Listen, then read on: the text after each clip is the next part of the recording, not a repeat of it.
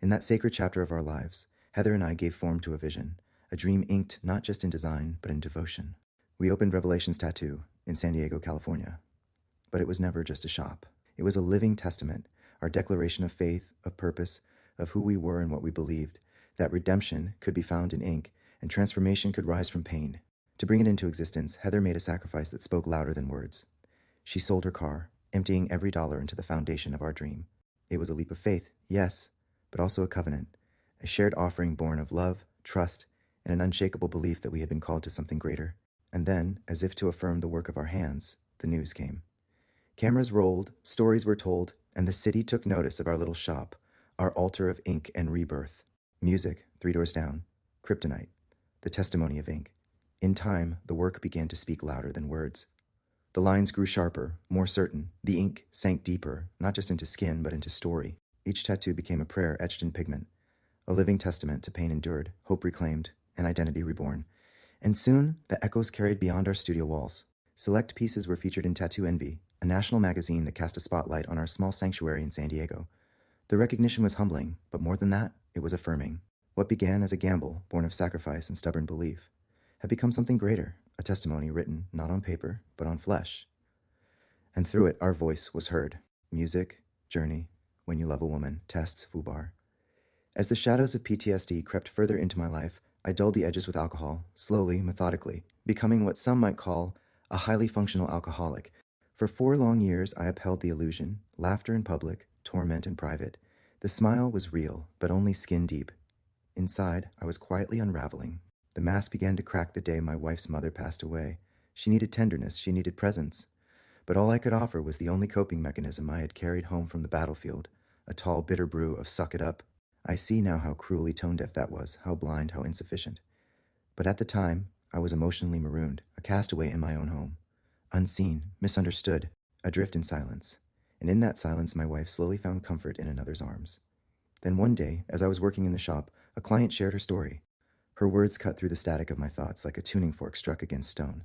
Before she left, she placed a book in my hands, Love and Respect. I read the pages, but I didn't let them read me. I turned the words, but I didn't let them turn me. And then it happened. In a moment I can only describe as supernatural, the weight of truth descended on me, not with evidence, not with confession, but with a knowing so deep it bypassed reason, striking marrow and bone. Somehow God allowed it to settle like lead in my spirit, and affair had taken place. I confronted her, and rage overtook me. Words became weapons. Pain erupted like a volcano, uncontrolled, searing, and public. Our final confrontation unfolded in the heart of downtown San Diego, beneath the indifferent gaze of strangers. We separated there, dramatically, violently, permanently. I got in my car and drove with no destination, only the need to flee. My mind spun in chaos. Memories, failures, echoes screamed of every mistake. And then, one voice rose above the storm. Cold, accusing. Final, the only thing you've ever done right was try to be a father. Now that this is over, so is your purpose. You're just a wrecking ball in every life you touch. The best thing you can do is disappear. I listened to that voice for 10 relentless minutes. And by the time I pulled into the driveway, my decision had been made. I would end my life. At that moment, I didn't know Jesus Christ, not truly.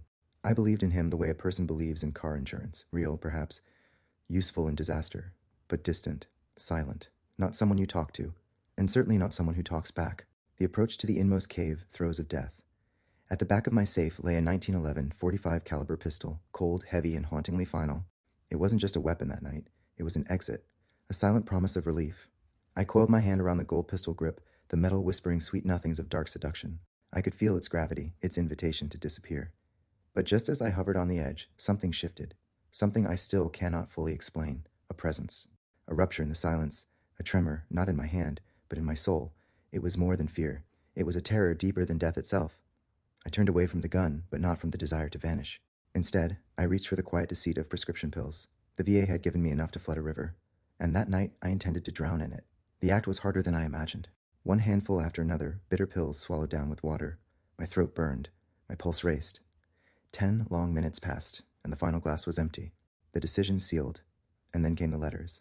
One for each of my 3 children. My final, desperate offering, an attempt to explain the unbearable. That I had loved them. That I had tried. That I hoped their lives would rise far beyond the wreckage I was leaving behind. I wrote hope with a trembling hand. Just as I signed the last letter, a knock shattered the silence. Panic surged through me like wildfire. I scrambled to hide the letters, ashamed not of dying, but of being caught surrendering, of being seen in the act of letting go. When I opened the door, it was my stepfather. He walked in quietly, and the atmosphere shifted. The air itself seemed to clear, like light breaking through morning fog. I broke. I told him everything, that I was lost, that the pieces were too scattered, that I didn't know how to begin again. He didn't offer advice, he offered prayer. The